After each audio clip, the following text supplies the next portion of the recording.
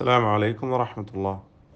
بسم الله، الحمد لله، والصلاة والسلام على رسول الله وعلى آله وصحبه ومن اهتدى بهداه. അറബി ഭാഷയുടെ അടിസ്ഥാന നിയമങ്ങളിൽ സുപ്രധാനമായ ഒരു കാര്യമാണ് രണ്ട് സാക്കിന് ഒരുമിച്ച് വരിക എന്നത് ശരിയല്ല, പറ്റുകയില്ല എന്നത്. ഇൽത്തിഖാ ഉസ്സാക്കിനൈൻ, രണ്ട് സുക്കൂൻ നൽകപ്പെട്ട അക്ഷരങ്ങൾ ചേർന്ന് വരിക. എന്നാൽ പരിശുദ്ധ ഖുർആനിൽ ഇതുമായി ബന്ധപ്പെട്ട് ചില കാര്യങ്ങൾ നാം അറിയേണ്ടതായിട്ടുണ്ട്. ഒന്ന്, വഖഫ് ചെയ്യുമ്പോൾ രണ്ട് സുക്കൂനുകൾ അടുത്ത് വരാവുന്നതാണ്. ഉദാഹരണമായി റബ്ബിൽ ആലമീന, അവിടെ യാഇന് സുക്കൂനാണ്.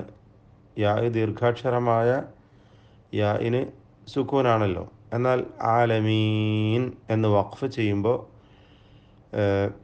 യാഇനും സുക്കൂൻ വരുന്നു, ശേഷമുള്ള നൂനിനും സുക്കൂൻ വരുന്നു.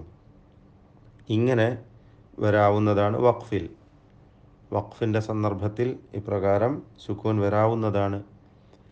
ഇത് അലിഫോ വാവോ യാഓ എങ്ങനെയും ആവാം. അർ-റഹ്മാൻ, അല്ലമൽ ഖുർആൻ, അവിടെയൊക്കെയും അലിഫും ശേഷം സുക്കൂനും വഖഫിൽ വരുന്നു. ഇത് സഹീഹായ ഹർഫ് അങ്ങനെയും ആവാം. ദീർഘാക്ഷരമല്ലാതെ ഹർഫുൽ മദ്ദല്ലാതെ ശരിയായ ഹർഫും വരും. ഏതുപോലെ വൽ ആസ്ർ, ആസ്ർ, ഇന്നൽ ഇൻസാന ലഫീ ഖുസ്ർ, അവിടെ രണ്ട് സുക്കൂൻ ഒരുമിച്ച് വരുന്നു. വഖഫാണ് അവിടെ അവസ്ഥ. അപ്പോൾ അതുകൊണ്ട് വഖഫിൽ ഇത് അനുവദനീയമാണ് എന്ന് മനസ്സിലാക്കാം. ഇനി വഖഫിലല്ലാത്ത സന്ദർഭത്തിൽ രണ്ട് സുക്കൂനുകൾ അടുത്ത് വന്നാൽ അതിന് പരിഹാരമായി ഒന്നുകിൽ മദ് നൽകുക, ദീർഘം, അല്ലെങ്കിൽ തഹ്രീക്ക്, ഹറക്കത്ത് നൽകണം, അല്ലെങ്കിൽ ഹദ്ഫ്, ലോപിപ്പിച്ചുകൊണ്ട്, അക്ഷരത്തെ ഒഴിവാക്കിക്കൊണ്ട്, കളഞ്ഞുകൊണ്ട് പരിഹരിക്കേണ്ടതാകുന്നു. എന്താണ് മദ്, എങ്ങനെയാണ് തഹ്രീക്ക്, എങ്ങനെയാണ് ഹദ്ഫ്, ഇതാണ് നമുക്ക് വിശദമായി മനസ്സിലാക്കുവാനുള്ളത്. രണ്ട് സുക്കൂനുകൾ അടുത്ത് വരൽ ഒറ്റ പദത്തിലുണ്ടാവാം, രണ്ട് പദങ്ങളിലോ ഉണ്ടാകാവുന്നതാണ്. ഒറ്റ പദത്തിലും സുക്കൂനുകൾ അടുത്ത് വരാം, രണ്ടെണ്ണം അടുത്ത് വരാവുന്നതാണ്. അപ്പോൾ ഇങ്ങനെ വന്നു കഴിഞ്ഞാലുള്ള പരിഹാരമാണ് നമ്മൾ പറഞ്ഞത്. ഒന്നുകിൽ മദ് നൽകണം, അല്ലെങ്കിൽ തഹ്രീക്ക്, ഹറക്കത്ത് നൽകിക്കൊണ്ട് അതിനെ പരിഹരിക്കണം. മൂന്നാമത്തെ പരിഹാരമാണ് ഹദ്ഫ് ചെയ്യുക. അപ്പോൾ ഇതിൽ മദ്ദിൻ്റെ ഉദാഹരണമാണ് ഒറ്റപ്പദത്തിൽ രണ്ട് സുക്കൂനുകൾ വരുന്നതിനുള്ള ഉദാഹരണം. അൽ ഹാഖ എന്ന് പറയുക. അവിടെ എന്താ സംഭവിച്ചത്? അൽ ഹാ എന്ന ദീർഘാക്ഷരത്തിന് ശേഷം സുക്കൂനുള്ള ഖാഫ്, ഹാഖു ഖ, രണ്ട്, ഒരു സാക്കിനായ ഖാഫും പിന്നെ ഫത്ഹുള്ള ഖാഫുമാണ് ചേർന്നുകൊണ്ട് ഷദ്ദുള്ള ഒറ്റ ഖാഫായി നമ്മൾ ഉച്ചരിക്കുന്നത്.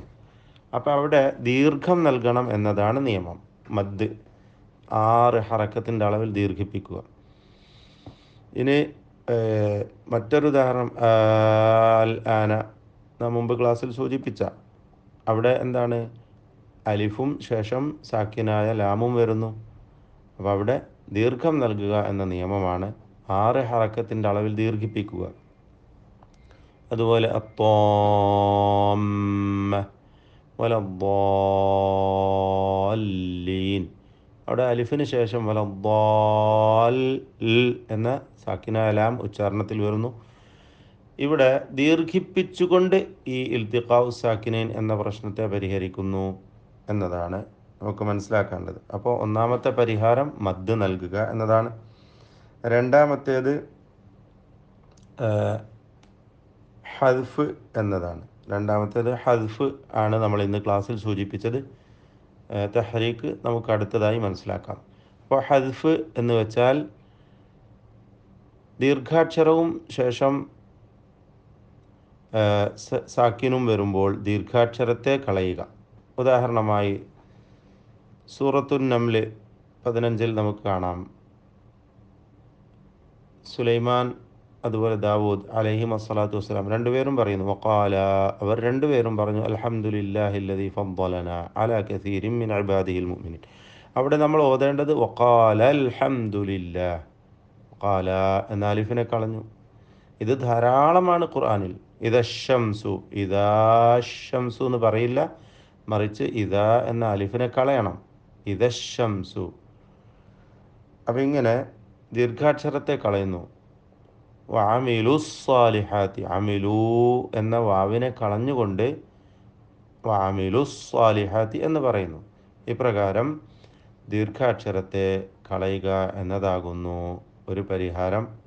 ദീർഘാക്ഷരം എന്നല്ല, അക്ഷരങ്ങളെ ഹദ്ഫ് ചെയ്യുക എന്നതാണ് ഒരു പരിഹാരമായിട്ട് ഉള്ളത്. ഒന്നാമത്തെ പരിഹാരം മദ്, രണ്ടാമത്തേത് ഹദ്ഫ്, മൂന്നാമത്തേത് നമുക്ക് ഇൻഷാ അല്ലാഹ് പിന്നീട് മനസ്സിലാക്കാം. അസ്സലാമു അലൈക്കും വറഹ്മത്തുള്ളാഹി. ബിസ്മില്ലാഹ്.